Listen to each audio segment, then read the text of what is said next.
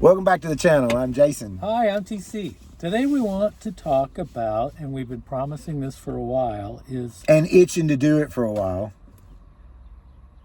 Right? Yeah. I have been. Is the topic. What the hell is the name of that thing? The Preamble. The Preamble of the Constitution.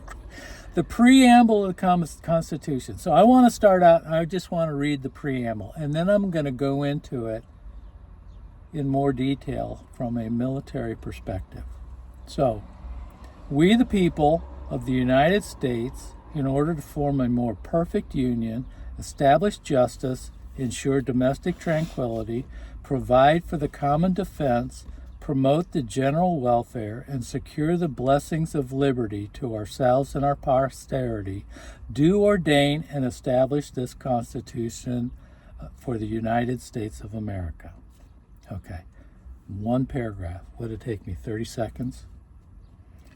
By the way, at least when I was in school, this was the one part of the Constitution that we were required to memorize. And this was not when I was in school. Really? We did not do this. So, from a military perspective, I see this as the mission statement to an operational order. So an operational order, commonly known as an op-ord, is a structured format used in the military to communicate mission plans. It is essential for assuring clarity and coordination among the units during operations. Key components for an op-ord, 5 paragraphs. 1 is the situation. 2 is the mission. 3 is the execution. 4 is sustainment, which gets into logistics. And then 5 is command and control. Who is subordinate to who? In the days that the Constitution was being written, the situation was pretty much self-evident. The first situation that is talked about is the Declaration of Independence, and they list 27 grievances about the situation. Things changed, and people realized that the Articles of Confederation weren't working, so they wrote the Constitution. And it starts out with the preamble. For me, this is the mission statement. And the mission statement is a clear statement of the unit's objective, detailing the who, the what, the when, the where, and the why. There is no how. Because in the Constitution, the how is taken up into the articles. But the mission statement right up front. So, the who, we the people. Where? The United States. Why? In order to form a more perfect union, establish justice, ensure domestic tranquility, provide for the common defense, promote the general welfare, and secure the blessings of liberty to ourselves and our posterity. What? Do establish and ordain the Constitution of the United States. The how is to the subordinate commands, the Senate, the House, the executive branch, the judicial branch, the states. Those are all established. Hey, look at that. My finger. Sorry. Getting distracting to myself. So, this is where I think everything breaks down in Washington, D.C. is people will go to the Constitution and they will talk about the articles. And everybody in those offices in D.C. are sworn to protect and defend the Constitution of the United States. But they're not receiving any education on that. And in particular, they don't receive anything on the preamble. So you could sit there and look at any kind of law or act that's being introduced, and you could specifically ask them, how does this relate to the mission statement? How does this relate to what the founding fathers wanted you to do? And I'll bet you 90% of them will give you the trout look. And so the challenge that I have for you all is that when you are talking to someone in position of authority, to ask them, What did they think about the preamble? How does it affect what they introduce? And I'll bet you they're not even thinking about it. Now, Jason, from a businessman's perspective, approaches the preamble in a slightly different way, but essentially becomes the same. It is thing. the same. It's, and that is, from a business perspective,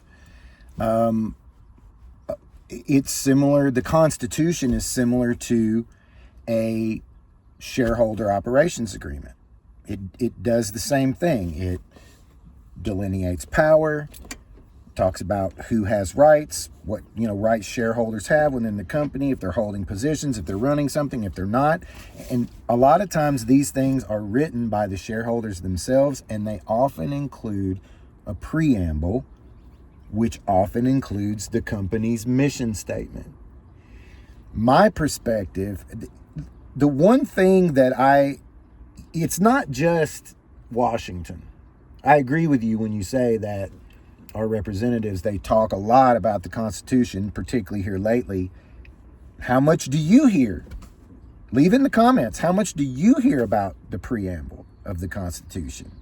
It's not much. And to me, it has always been very frustrating that there's this whole part of the Constitution that people tend to act like doesn't exist or isn't really a part of the Constitution. It was just some introductory flowery shit they would say before they got to the real stuff.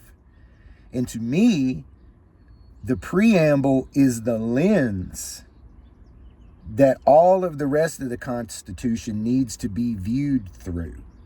Like the 7 articles and all of the amendments. How does this amendment, or how does this article establish justice, or provide for the common defense, or promote the general welfare?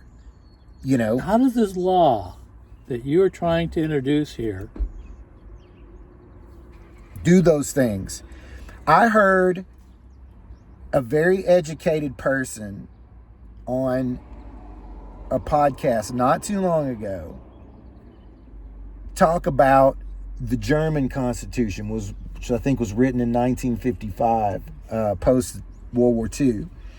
And this person, who will remain nameless mostly because I can't think of their name. Me too. But very educated person who was just going on and on about how the German Constitution, in the first article, they talk about human dignity, and we just don't have anything like that in our Constitution, and we just need some things like that in our Constitution, and we don't have anything like that, and just went on and on about it. And I was sitting there the whole time going, what does establish justice, provide for the, domestic tranquility, common defense, promote the general welfare? How is that not? All of that sounds like human dignity to me.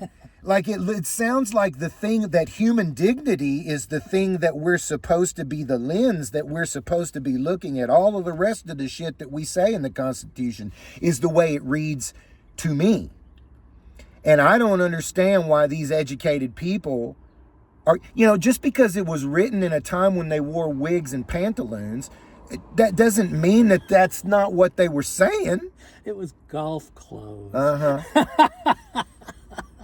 Folks, if I could encourage you to do one thing, if I could encourage you to do 2 things. If you've made it this far, please share this media. Not even please, just share this media. We're not trying to make money. But he's demanding, damn it. We're not trying to make money here. Don't get angry. We're trying to get the word out that there are mechanisms, that the mechanisms exist for us to fix these problems that we have. And people aren't talking about that part except for us. And we don't get that. The second thing I would encourage you to do is, we are in an election year. Challenge the candidate with the preamble. Ask them, what are your thoughts on ensuring domestic tranquility? In my mind, or promoting the general welfare. In my mind, providing health care would go a long way. Education. For those two things. Education, challenge your representatives who are running, even if they're not running.